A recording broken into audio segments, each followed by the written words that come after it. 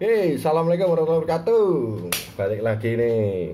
Ini kali ini kita mau ngobrol rada nggak ini ya, nggak kayak biasanya. Biasanya kan display, mulu drill, mulu visual. Kali ini kita mau bahas perspektif dari seorang musisi, ahli tiup juga, pelatih brass. Intinya orang yang inilah ya cukup terkenal di dunia pertiupan asik.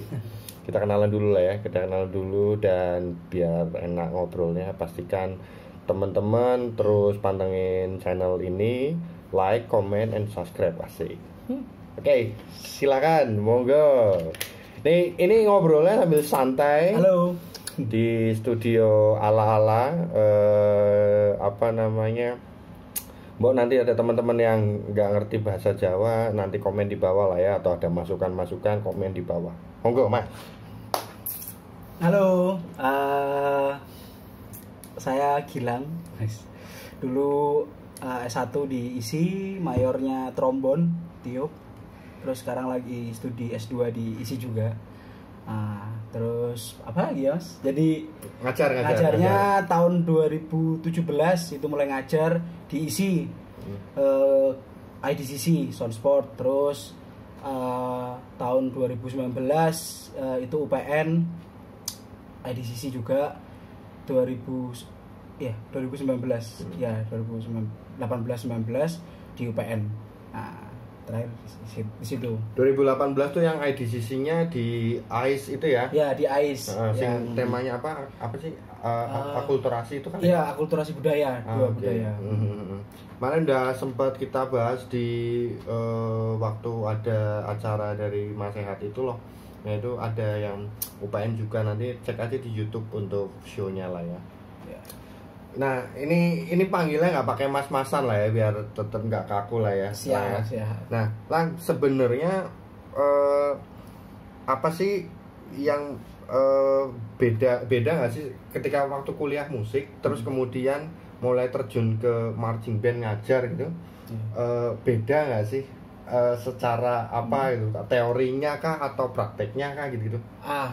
Ini kalau menurut pengalaman saya, Mas. Jadi sebenarnya untuk teori teknisnya itu sama saja.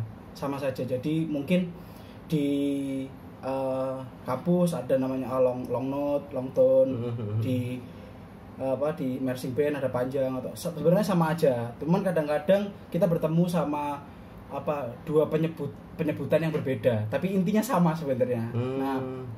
Nah akhirnya kadang-kadang di situ kayak ngerasa, oh ini yang bener yang mana sih, yang bener yang mana, kayak gitu ada pertanyaan yang seperti itu aja sih. Jadi awalnya itu kayak saya ngerasainnya sebenarnya sama, tapi banyak yang menyebutnya berbeda gitu. Tapi sebenarnya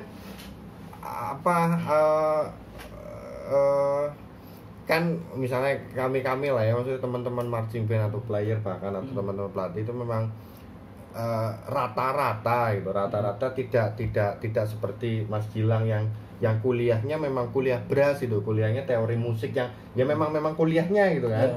Nah, itu ada perbedaan yang kemudian dirasakan di prakteknya awal-awal Mas Gilang ngajar nggak sih, selain ya tadi perbedaan kalimat kayak gitu-gitu? Nah, mungkin misal buka suara, kalau di sana nggak ada buka suara, kalau di marching band ada kayak gitu-gitu lah misalnya. Nah, jadi yang kemarin yang saya alamin awal-awal itu ada banyak. Jadi setiap player itu kan melihat pelatih sebelumnya gitu kan, melihat atau guru-gurunya sebelumnya. Saat dia menjadi seorang pelatih juga apa yang diajarkan oleh gurunya tersebutlah yang diajarkan. Begitu juga sama, karena background saya adalah akademisi musik. Saya berpacu dengan apa yang disampaikan oleh dosen saya, sebenarnya sama aja.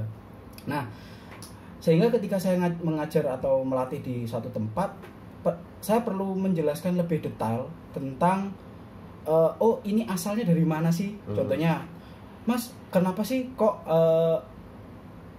ada latihan nada yang do sol do.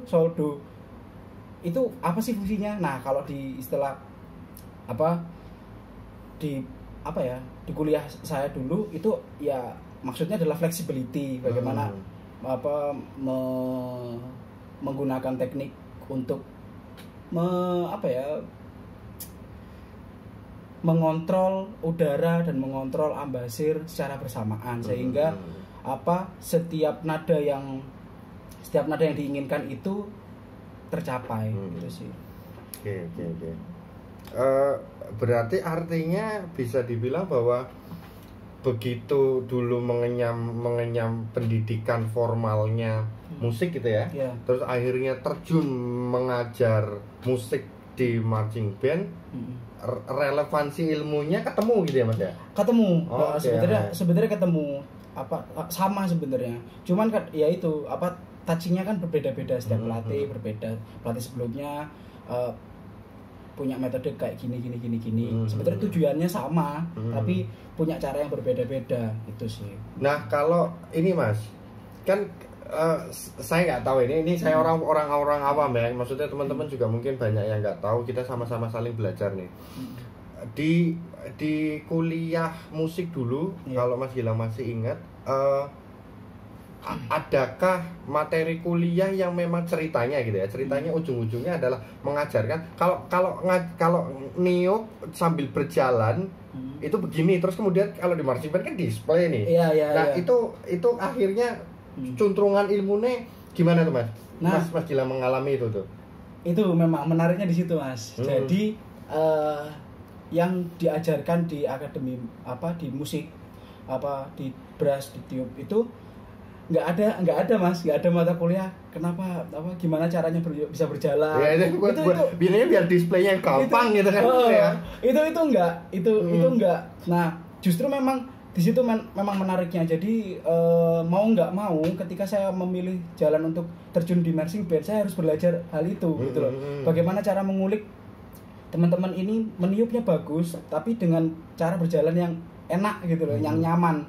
Nah, sementara di kuliah saya sendiri itu bagaimana cara orang itu meniup dengan nyaman dan bermain musik dengan nikmat gitu. Ini kata kuncinya nyaman dan nikmat ya. Jadi kalau ini benar ya?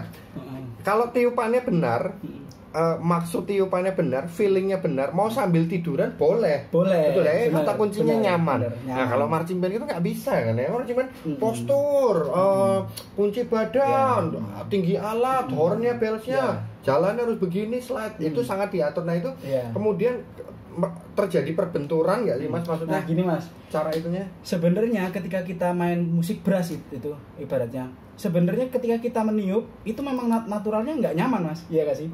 Orang kita posisi normalnya bibir ya udah diem aja, paling kalau mau niup itu paling nyaman. Tapi gimana caranya ketika kita bermain instrumen bibirnya harus bergetar atau bunyi kayak gitu, itu kan nggak naturalnya kita, nggak naturalnya manusia. Nah menariknya di dalam proses marching band itu saya ngelihat bahwa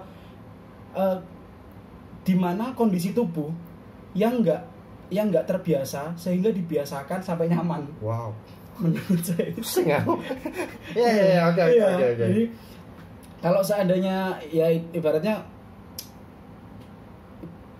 kondisi kita nggak biasa pakai tangan kiri, tapi kita biasakan nulis terus pakai tangan kiri.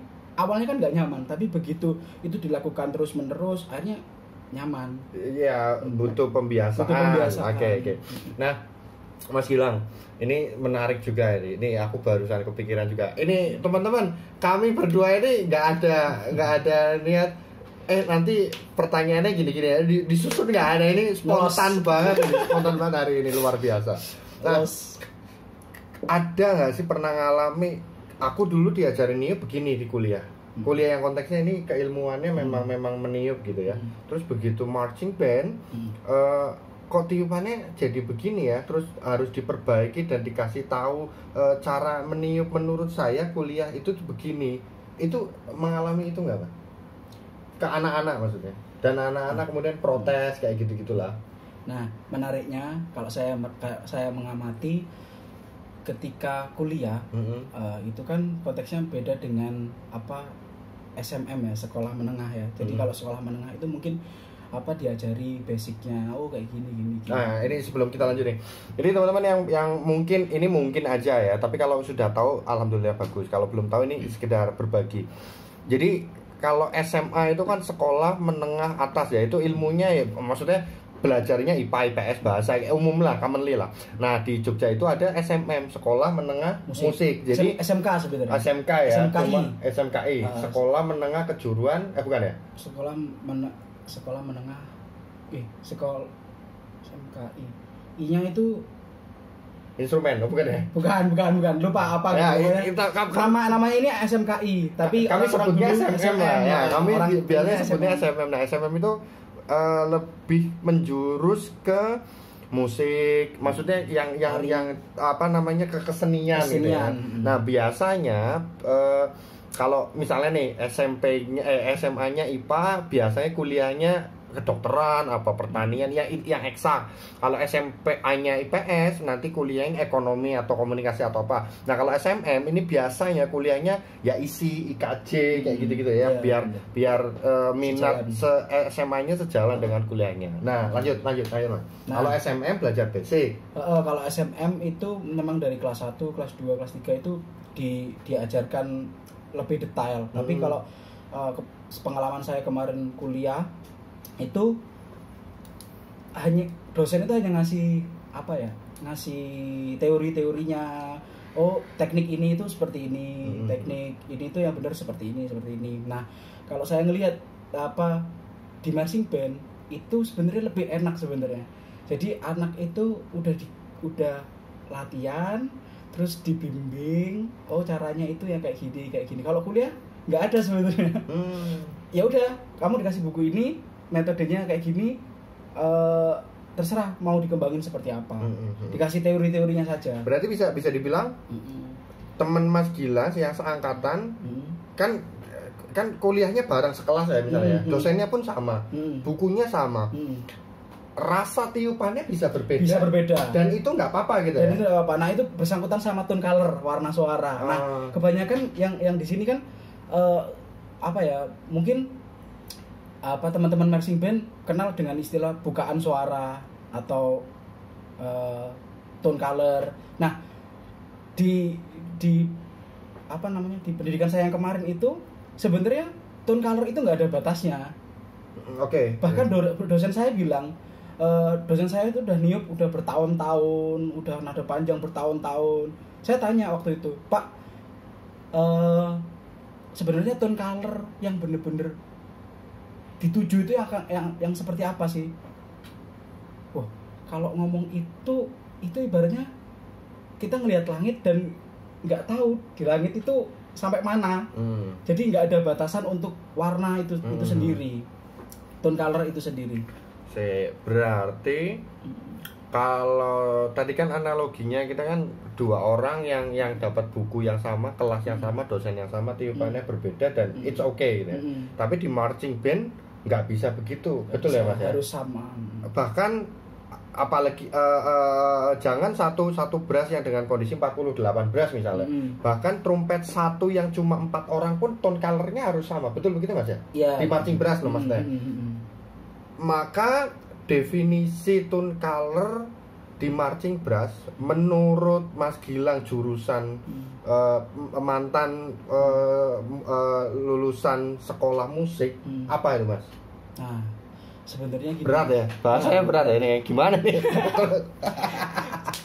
Jadi gini Mas, tone color sebenarnya warna suara itu kan sebenarnya seperti orang bernyanyi. Nah, ibaratnya gini, Judika sama Once itu sama-sama bagus ya, tapi warnanya sama apa enggak?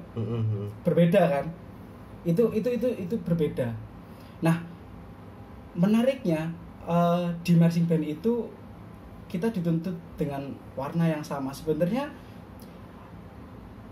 bukan kita memiliki tujuan seperti warna suaranya Judika atau enggak, tapi setidaknya dalam setiap instrumen itu warna suara yang dihasilkan itu sesuai dengan, contohnya trompet itu ya harus suara trompet, melofon harus suara melofon, nah bariton harus suara bariton. Nah pertanyaannya, trompet yang benar itu suaranya seperti apa sih.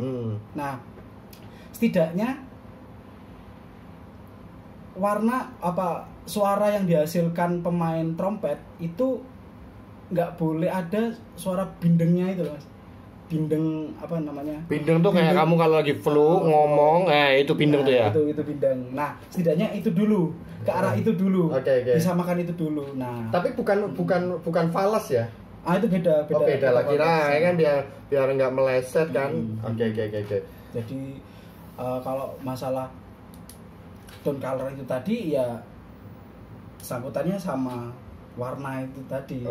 Warnanya itu masih bindeng atau enggak. Ya kalau seandainya karena marching band bersangkutan sama uniformity ya, keseragaman. Kalau mau bindeng semua ya bagus malah. Oke. Tapi kalau ada yang bindeng, ada yang udah masih udah mapan. Jomplang lah ya, maksudnya banyak perbedaan. Oke. Oke, gimana nih? Seru ya. Pusing ini ya. Tapi menarik ini. Nih, lagi nih Mas Gilang. Ini seringkali beda daerah, beda pemahaman, beda guru, beda pemahaman juga. Apalagi beda orang, beda pemahaman. Tapi sekali lagi bukan bermaksud menyesatkan atau mengarahkan untuk ini sekali lagi perspektif. Teman-teman kalau merasa tidak cocok ya nggak apa-apa gitu kan ya. Merasa cocok ya juga nggak apa-apa. Sekali lagi ini perspektif menurut Mas Gilang. Nah, kalau sekali lagi ya kalau menurutku nggak gitu nggak apa-apa lah. Teks komen aja nanti kita balas dan siapa tahu kita bisa berdialog gitu. Mas Gilang, kalau brass yang powernya kuat itu apa sih? Definisi, itu juga Mas, power itu. Masalah power gitu ya. Itu juga sebenarnya diskusi yang menarik karena di bahasa musik sendiri pun nggak ada kata power. Oke. Itu sih. Apa Mas kalau di tempat kuliahmu dulu apa itu? Ya cuman ada forte, piano, mezzo forte. Volume ya. Oke. Power karena, itu volume ya. Iya, karena kita ngomong power itu apa sih? Kita ngomong kan artinya power apa? Kekuatan. Kekuatan untuk apa gitu loh. Sedangkan musik itu kan ya oke lah, kita musik membutuhkan tenaga. Tapi untuk di konteks power ini di konteks apa gitu loh Mas. Itu yang menarik sih sebenarnya. Sampai sekarang diskusi tentang power itu menurut saya masih cukup menarik. Karena banyak teman-teman yang bilang powernya masih kurang. Maksudnya kurang forte. Nah, itu sih sebenarnya. Oke. Berarti bisa dibilang agak bukan salah kaprah ya, tapi menempatkan pernyataannya yang harusnya lebih spesifik lagi gitu ya. Kurang forte lagi gitu ya. Tapi ini juga saya pengen tanyakan juga nih. Kalau di sana, maksudnya di pemahamannya Mas Gilang sebagai mantan anak isi brass gitu misalnya ya, kan kayak kalau kita lomba marching band itu kan mesti jurinya di atas gitu ya. Maksudnya konteksnya ini butuh suara yang jauh gitu.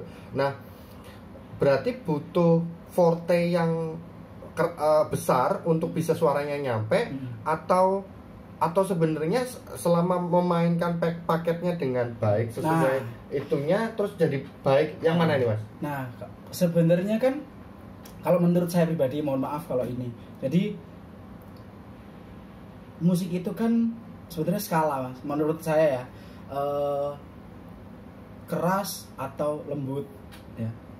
Jadi kalau seandainya mau dapat sesuatu yang besar gitu ya, momen yang besar, forte ya, berarti memulai pianonya, membangun pianonya ya nggak usah terlalu besar agar nanti efek fortenya itu tercipta. Oke. Berarti nggak sebenarnya itu tuh rada kagok ngerokok santai. Nah, iki sambil Jawaan sambil Indonesia lah ya. Berarti kalau misal aku sebagai juri gitu ya, kurang keras nih, tapi pemahaman musikalitas band tersebut kerasnya ya, misalnya kita ngomong Red kerasnya itu di angka 5 menurut Iya, mereka. iya. Tapi juri butuhnya di angka 10. Nah, Karena kalau kita penjurian marching band Mm. dengan penjurian teman-teman orkestra yang duduk di dalam auditorium dibantu sound kayak gitu-gitu lah, misal akustik ruangannya baik, kan nggak ketemu nih sama marching band nih. Nah, itu gimana tuh? Nah, berarti kan kalau seandainya nih si forte-nya, ibaratnya kita ngomong forte ya, si forte-nya ini belum dapat rasanya ke kita, otomatis dengan warna yang sama, berarti kan teman-teman pemain itu kan masih di level sekian untuk di forte yang ibaratnya forte itu ada 5 level. Untuk tahap awal dengan warna suara yang sama, pemain itu masih bisa forte 2 level. Nah, padahal ketika pertunjukan dengan juri di atas membutuhkan 5 level. Nah, itu forte yang kita mau dapatkan dengan kualitas warna yang sama. Satu yang nggak pecah, terus 2 yang masih bisa dinikmatin, dan yang paling penting intonasinya masih terjaga.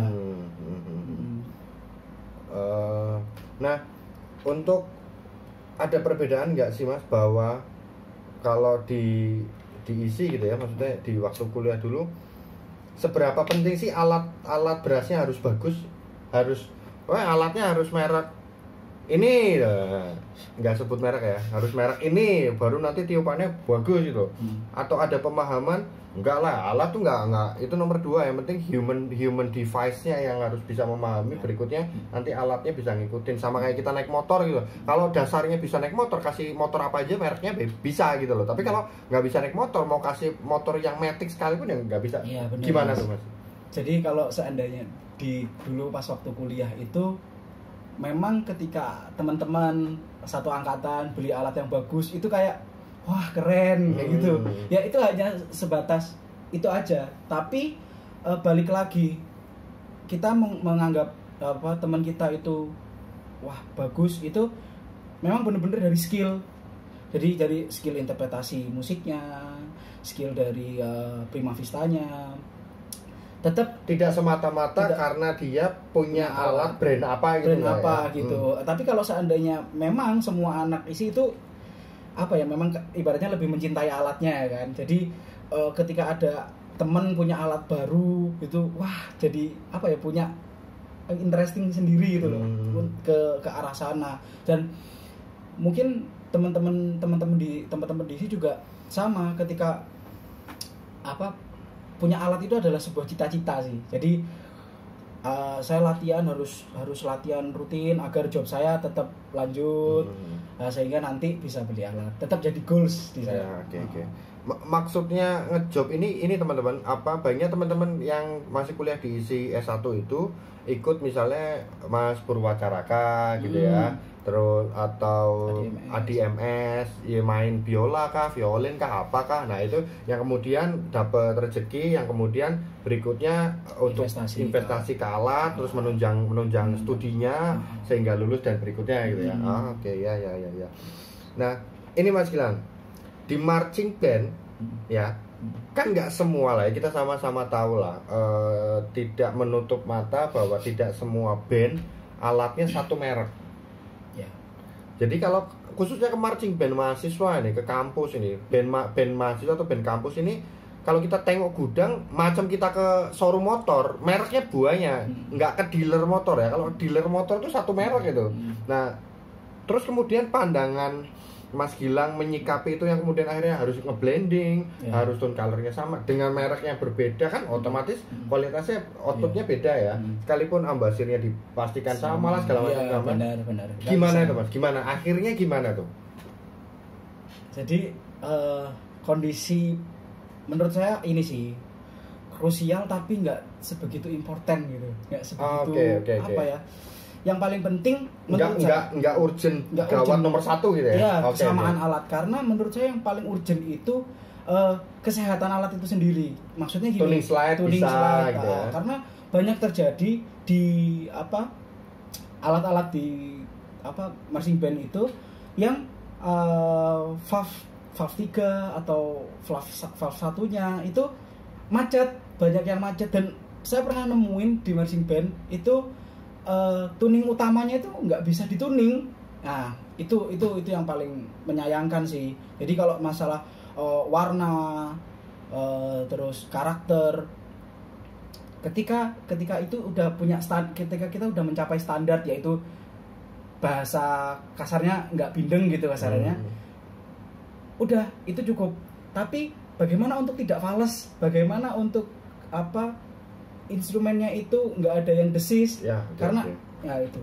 Jadi kayak secara analoginya, ini maaf kasar, ini kamu telanjang nih ya, maka tahapan pertama ya pakai baju dulu, pakai celana, pakai apa, tinggal ternyata yang dipakein celana baru celana pendek. Kalau itu dirasa sudah cukup ya nggak apa-apa. Tapi kalau pengen performanya baik ya pakai celana panjang lah ya, misalnya begitu gitu ya. Tapi kalau satu merek tapi mereknya nggak juga bagus, misalnya produk dari negeri sebelah gitu ya, nggak sebut merek ya, dari sana, bukan yang dari negeri jauh sana, tapi sama semua tuh mereknya. Itu lebih baik apa nggak lebih baik, Mas Gilang? Sebenarnya ya itu tadi, kalau langsung pertanyaan seperti itu, ya jauh lebih baik. Oke. Tapi dengan kondisi alat yang fit itu tadi, karena ketika alat itu tadi nggak bisa dituning, wah itu yang bikin pelatih ini, kita mau ngerjain clarity gitu ya, kejernihan chord gitu. Sedangkan alat yang bener yang bisa dituning aja itu sulit gitu loh, butuh latihan sensorik yang cukup. Karena ketika kita bermain brass itu kan sebenarnya yang kita latih motorik dan sensoriknya. Sensorik itu dari solfege, kepekaan terhadap nada itu, dan kemudian mengatur motorik kita untuk bisa mencari frekuensi mana sih. Contohnya kita mainkan nada F. Otomatis yang perlu kita bangun itu kan telinganya dulu, sensoriknya dulu. Ketika kepekaannya sudah tahu, ini nada F. Nah, baru mengaplikasikannya itu perlu motorik dari bibir, dari lidah, dari udara itu sendiri. Jadi menurut saya, balik lagi ke pertanyaan alat itu tadi, ketika alat itu tadi udah fit semua penjarian, ketika kita pencet nada re gitu ya, sarannya itu kan penjarian 1 sama 3. Nah, kebanyakan ya seharusnya itu kan di tuning penjarian 3 sama 1-nya harus sedikit dibuka agar nada yang dihasilkan sesuai dengan frekuensi yang ada. Nah, akhirnya balik lagi Mas, ketika alat itu fit, ketika alat itu tuningnya oke, satu merek pun atau beda merek pun menurut saya nggak terlalu masalah. Tapi ketika dikasih bonus dengan satu merek, otomatis besinya juga sama, akhirnya karakternya itu jauh lebih pulen dengan enak. Menurut saya itu jauh lebih enak ininya. Tapi intinya syaratnya harus fit ya. Fit itu artinya ya tuning slide-nya bisa ini, terus nggak macet-macet ininya. Terus di bagian leg-nya itu nggak ada yang penyok. Karena kalau bagian leg-nya itu penyok ya itu tadi berpengaruh sama gelombang frekuensi getaran. Okay. Nah, ini kan jadi teman-teman buat teman-teman yang player ya, atau yang mungkin player yang masih sekolah di SD atau SMP atau SMA, udah tahu lah ya betapa pentingnya kita menjaga alat. Makanya kadang pelatihnya kamu suka bawel, flanelnya mana? Nah, itu alasannya itu biar nggak penyok, kemudian outputnya tetap baik. Karena kalau bolak-balik teman-teman naruh alat rusak dan pelatihnya harus ngasih tahu, nggak boleh, ngasih taunya harus begini, capek. Waktu latihannya 2 jam, nanti nyeramahin kamu gara-gara kamu salah taruh alatnya 1,5 jam, habis itu 30 menitnya buat apel. Jadi teman-teman harus bener-bener paham mencintai alat lah ya. Iya benar, karena percuma alat bagus, ibaratnya kita beli alat trombon ibaratnya yang harga 60 juta, terus kita pakai ngasal, tiba-tiba tuning slide-nya penyok. Nah itu ketika direparasi nggak sebagus awal. Jadi sayang, ngapain beli alat yang bagus tapi nggak fit, jatuhnya nggak seberapa tapi nggak bisa balikin kondisi primanya. Dia secara 100% sudah agak turun gitu ya. Oke. Seru ya, obrolannya berat, menarik, luar biasa, pusing. Karena ya itu, ketika kita ngomong masalah musik di indoor dan musik di lapangan itu kan berbeda. Salah satu tadi mungkin level dinamikanya itu pasti akan berbeda. Jadi ya mungkin alat yang fit itu akan mendukung musikal yang menarik menurut saya. Jadi ketika alatnya itu fit, nggak ada yang fales, sehingga pemain itu nyaman, nggak nyari-nyari, itu akan lebih enak. Jadi kayak dua hal gitu ya. Satunya prajurit, satunya senjatanya. Ya. Kalau prajuritnya jago setengah mati bintang 5, senjatanya bambu runcing, ya nggak merdeka-merdeka gitu ya. Kalau dia tidak punya keahlian khusus tapi senjatanya prima, sedikit membantu tapi nggak maksimal juga gitu ya. Oke, ya. Karena ya itu tadi Mas, gitar, kita ibaratnya gitar lah, kita analogikan gitar. Gitar itu kan panjang dan semakin kesini, semakin ke dalam, itu kan fretnya semakin mengecil. Nah, sedangkan di brass itu semakin nadanya tinggi atau semakin nadanya ke bawah ya pencetannya podo wae. Nah, itu tiga aja. Nah, otomatis kan harus ada tuning fret 1 2 itu sangat berpengaruh. Yaitu untuk apa? Untuk ketika kita mau mainkan dengan penjarian 1 2 itu juga cukup sangat membantu. Ya. Wow. Nah, Mas Gilang, seberapa ngaruh sih kalau teman-teman maintenance alat brassnya dengan tidak proper gitu? Contoh, penggunaan grace ya. Grace itu jadi kalau teman-teman yang ini kalau tuning slide-nya ditarik tuh kayak ada minyak-minyaknya gitu loh. Ya. Kayak minyak-minyak baby oil kayak gitu-gitu lah. Salep kayak gitu-gitu. Nah, grace itu kan ada light, ada medium ya segala macam. Itu kalau salah penggunaannya, itu ngefeknya ke output suaranya ngefek nggak sih Mas? Oh, kalau seandainya ini enggak, tapi ya? Ke berlanjutnya alat itu nantinya. Dia mungkin korosi kayak gitu-gitu kali ya. Jadi akhirnya nanti mengeras, akhirnya susah dilepas. Sebenarnya itu ada caranya sih. Dulu saya pernah ngalamin di marching band itu teman-teman itu ngasihnya itu bener-bener di fullin gitu loh. Nah itu pokoknya kayak lagi naruh selai di kue tawar ya. Itu sebenarnya nggak gitu tekniknya. Jadi cuman ibaratnya nih, ini ujung ini pipa ya kita lepas, plug gitu kan. Nah yang kita kasih itu ujungnya ini. Kan ini ada dua gitu kan biasanya, ada dua ginian. Nah kita copot, plug. Yang perlu kita kasih itu cuman ininya aja, ujungnya aja. Terus kita masukin, diputar-putar. Nah biar kenapa kalau seandainya dikasih full, dimasukin semua gini, ini terlalu banyak nantinya, terlalu banyak, dan ketika itu selesai latihan atau nanti pas libur latihan jadi lengket biasanya hijau-hijau itu warnanya kalau udah kering itu lama ya. Oke. Wah, itu tips and tricks banget ya buat kamu para pemain brass atau yang punya alat buat individu ya. Jadi pastikan bisa naruh grace-nya yang proper lah, yang baik, yang tepat, nggak too much, nggak terlalu banyak. Nah, mouthpiece, wah sih kita ngomong mouthpiece nih. Kalau tadi udah setengah jam. Kalau tadi nggak apa-apa, kita mau sejam 2 jam nggak apa-apa. Ini ada kuota. Kalau tadi di depan kita ngomong soal kenyamanan meniup menurut teman-teman musik sama kenyamanan niup menurut anak-anak marching band, ini kan berbeda ya. Yang satu senyamannya, kalau mau pakai tiduran nggak apa-apa. Yang satu harus pakai postur dan segala macam. Nah sekarang ngomong mouthpiece nih, penggunaan mouthpiece atau penempatan bibir atas sama bibir bawah di isi atau di teman-teman kuliah yang kuliahnya musik sama di marching band beda nggak sih Mas sebenarnya? Sama ya. Oke. Sama persis sebenarnya. Jadi nggak ada yang beda sih Mas. Makanya kalau klarifikasi, ini saya orang awam, maksudnya orang non musik nih. Kalau tiupannya mau jauh pakai jetun gitu misalnya. Nah itu di sana juga berlaku seperti itu Mas. Nah gini Mas, sebenarnya mouthpiece itu lebih ke karakter. Ada mouthpiece yang lebih pendek gitu ya. Itu lebih pendek tuh ininya ya, dom intinya ya. Itu lebih pendek, itu dia akan lebih nyaman ke nada tinggi berarti gitu. Itu hanya sebagai karakter sih.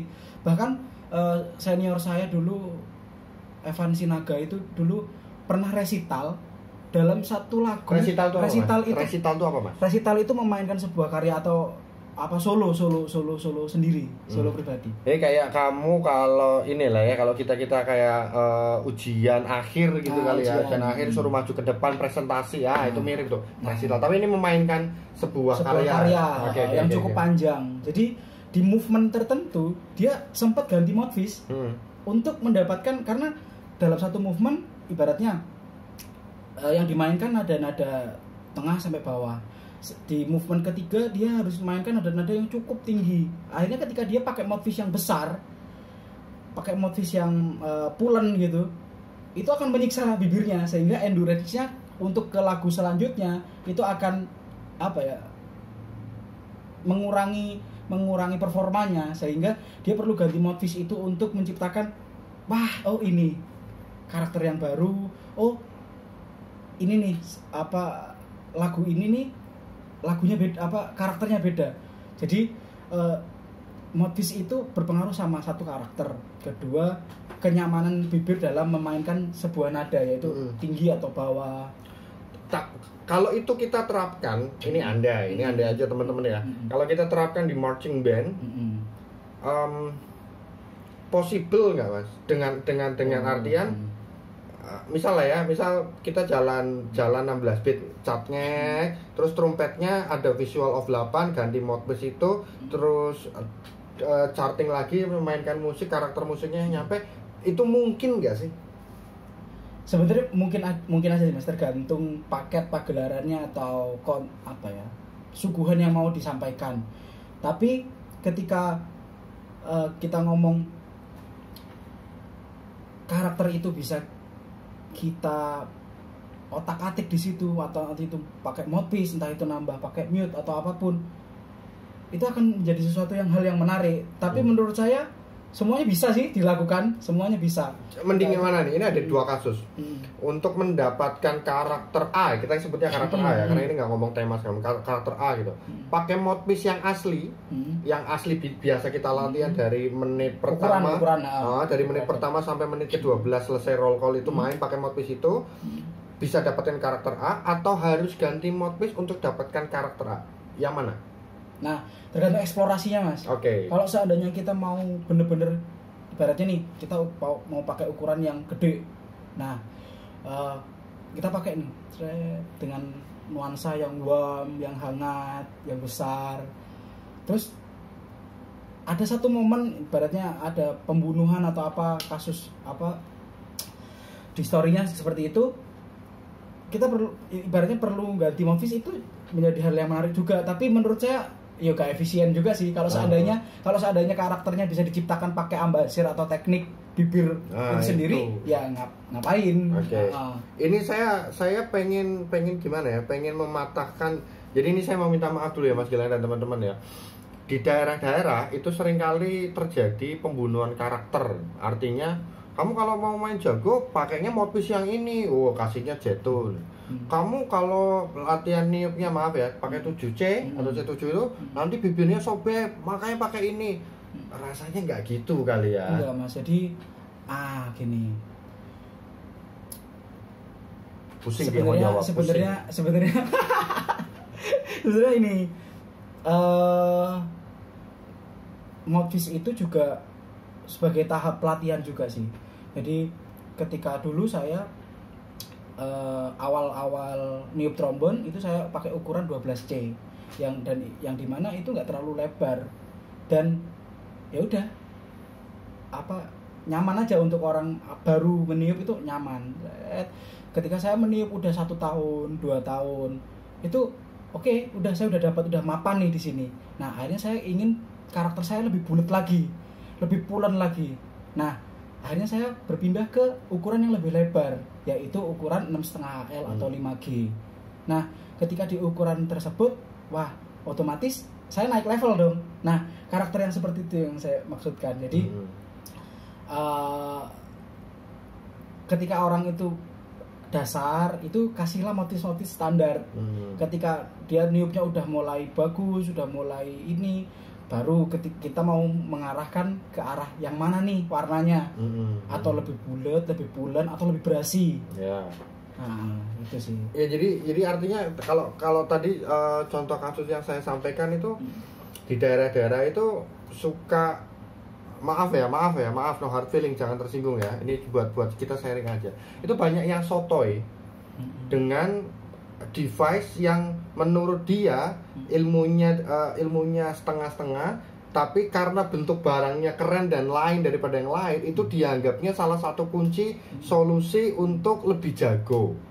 Ya, padahal kan ya kalau mungkin tujuannya jadi lebih keren, iya mungkin ya. Tapi kan rasanya pendekatannya bukan yang langsung dimatikan yang langsung, oh kalau kamu mau jago pakai ini. Enggak, artinya butuh pendekatan dan pemahaman yang jelas dan terarah gitu loh maksudnya.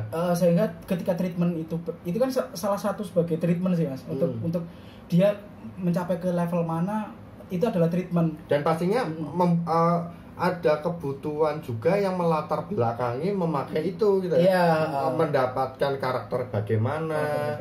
Terus belum tentu kalau dia ingin mendapatkan karakter ini belum tentu juga cocok dengan bibir, struktur gigi dan segala macam gitu ya. Tapi lebih tepatnya ke levelnya itu tadi basic, advance kayak gitu-gitu.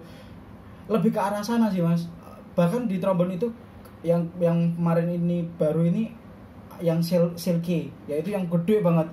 Nah, orang yang baru niup, ketika niup itu ya nggak ada yang spesial. Tapi ketika orang udah melewati tahapnya, yang awalnya pakai 12C yang kecil biasa, udah nyaman, mau bikin pulen lagi pakai 5G atau 6,5 L, pengen lebih pulen lagi pakai yang ukuran silky yang lebih gede lagi. Nah, itu menurut saya rangkaian dari treatment. Jadi tujuannya apa sih? Ya berarti tujuannya untuk menciptakan warna yang pulen, warna yang empuk, warna yang warm, hangat. Itulah makanya sebabnya kalau karate itu dari putih dulu baru itu benar. Merah, nggak langsung dari putih langsung hitam.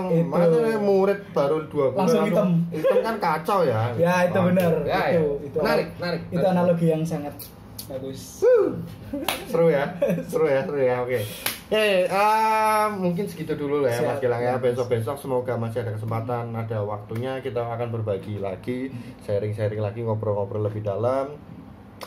Buat teman-teman yang belum like lah. Kasihan orang ini nih. 2 orang ini kasihan sekali nih. Corona 2020 macam komputer di restart dari nol lagi. Mana belum di-save pula kan. Komen lah, like, subscribe. Nah, komennya yang suportif, artinya kalau teman-teman Kiceng coba bahas ini dong, Mas Kiceng bahas yang ini dong, aku akan senang hati banget, akan buatkan konten buat teman-teman. Tapi konten bukan untuk menyenangkan teman-teman ya, tapi biar kita juga sama-sama paham bahwa teman-teman pengen tahu informasi apa sih, pengen dikasih tahu sisi lain atau perspektif yang bagaimana sih. Nah, nanti kita akan coba bahas dan ya semoga kedepannya ada kesempatan kita bisa berbagi lagi. Gitu ya Mas Gilang ya. Siap. Sekali lagi thank you buat Mas Gilang. Sehat-sehat. Sehat-sehat juga Mas. Mantap. Main-main ke Jogja. Ayo kamu-kamu yang belum ke Jogja, ditunggu ke Jogja tapi dengan kondisi sehat, bebas dari COVID-19 ya, syukur-syukur bawa surat sehat lah ya. Nanti bisa main-main ke Jogja, ketemu Mas Gilang, langsung ngobrol, nyicipin kopinya di mana? Di depan STPN, Balat Brown Sugar. Depan STPN, Jalan Godean KM 45. Depan STPN ada Balat Brown Sugar. Mantap loh itu, juara. Oke ya, sekian dari kami berdua, kami pamit. Wassalamualaikum warahmatullahi wabarakatuh. Bye.